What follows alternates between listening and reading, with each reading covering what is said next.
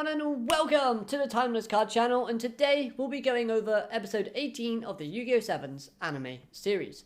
An episode that had its ups, but it also had some downs as well. An enjoyable episode with my main issue stemming from the audio side of things and the music that they chose to put into the episode. A bit ironic considering that it's an episode revolving around Roa, Kirishima, and Gata, the drummer. So then, Gata's character. This character gave off a really big jealousy vibe, always feeling like he deserved more when reflecting on his time with the band and the involvement that he had. And to some extent, you can see why this character would feel the way that he does. Because Roa's personality doesn't really counter or take into account what others around him probably feel.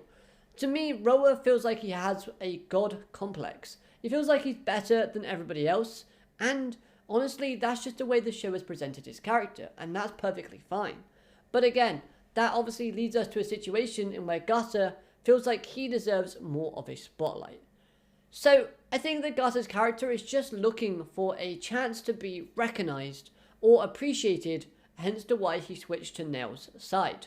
More importantly though, by the end of the episode, it's clear that he just wants to be appreciated by the one person that he truly likes in the world. He wants to be appreciated by his friend Roa Kirishima.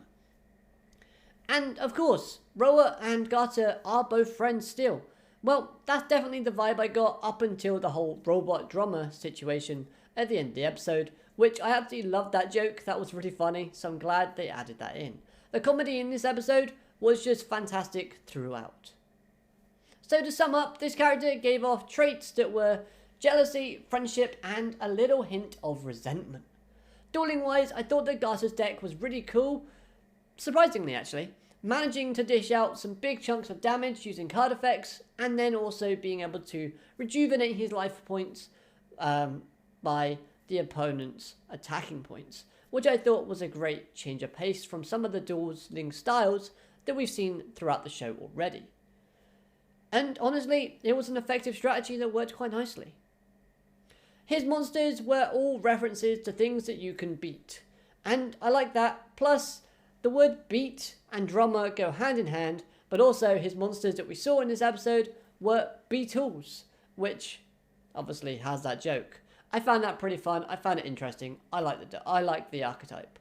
I would play it if it was in duelings. Now, Roa in this episode was fantastic. The way they showed off his personality I thought was really great, because it stays true to his character from what we've seen so far.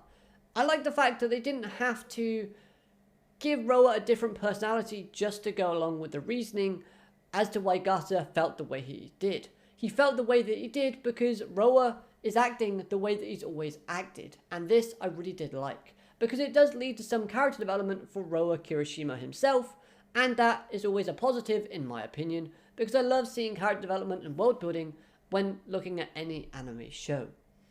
Design wise, for his new ace card that we get to see, which is called Royal Demon's Invasion, I thought was okay, but I preferred his original ace monster in terms of design. Skill wise though, the skill is pretty good in terms of the rush dueling format, because it allows him to destroy all of the level 4 or lower monsters that his opponent currently controls, which again, I think would be not broken as such, but it would be quite powerful in a rush duel format, because you're not always going to have your high level monsters all out in all the slots. You get 3 slots in rush dueling, you're probably going to have one with your high attack point monster and your high level monster, and the other 2 slots are going to be covered up by monsters that are a bit weaker level and attack, so that you can be a bit more efficient and more realistic in your strikes. So seeing this card in future duels should be pretty good and pretty relevant. I love the line about the flat and the apartment smelling of curry still, because it links back to the episode where Roman cooked rook curry, and that was awesome. Plus, the thing I loved even more was Roman's reaction to that line.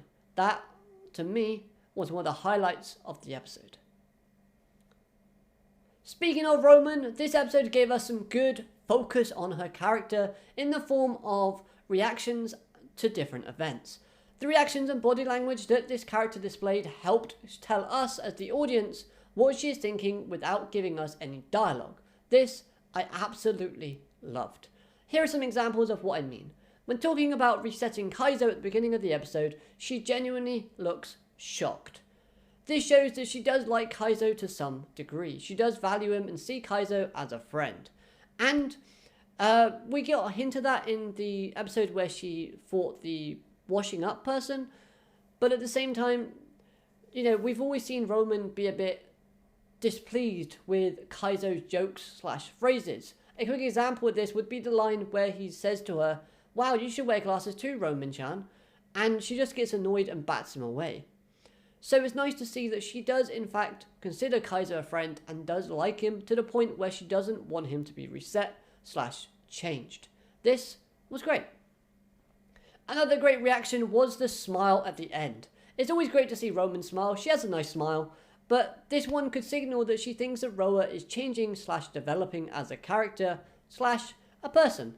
And yes, it's safe to presume that that is the case for Roa's character. And you know what? It's nice to see that Roman is actually understanding and seeing those signs and kind of making those sort of conclusions herself. All this talk about reactions though, has just reminded me of this scene right here in the episode where Roa starts singing, and I love the reactions from all the characters in the background. Yugioh and Rook are just like, huh? What's going on? A song? Now? Why? And Roman's like appreciating it, and Gakuto's just like, so beautiful, so great. We need more Gakuto moments. Gakuto just hasn't had much chance to shine in previous episodes, so we just need to have another Gakuto-centric episode coming up. But it looks like we're not going to get that for a while. Overall, I did like this episode. It might not have been my favourite episode or the best episode the Sevens have given us, but it's certainly not the worst. We got the development. If we didn't get that development from Roa's character in this episode, I think you could argue or call this episode filler. And you can still argue that fact, but we did get some more Nail and Yuga interaction, which I thought was interesting. We got more Mimi stuff in the background where she was still hiding, trying to support the main group without really stating outright that she wants to, because she's like, oh, it's for my job. I can't let Nail beat me. However, we all know that Mimi likes the main group. She's developing and growing with the main group to the point where she's starting to enjoy rush duels and see how good they really are. I like that about Mimi's character, so hopefully we do see a duel in this kind of gauntlet type of thing that we're seeing at the moment.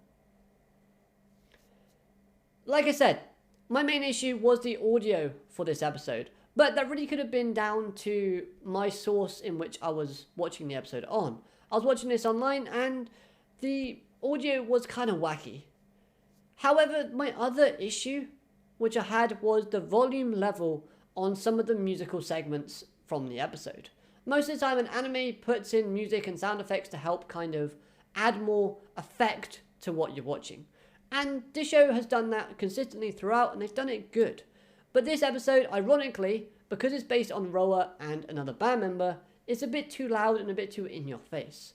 For example, when we start the episode off with the flashback between Roa and Gata, where they're dueling as kids, I just think the music is way too loud at that point, and they should have had a more of a softer, more mellow type of sound/song in the background. I think that would have worked a lot nicer.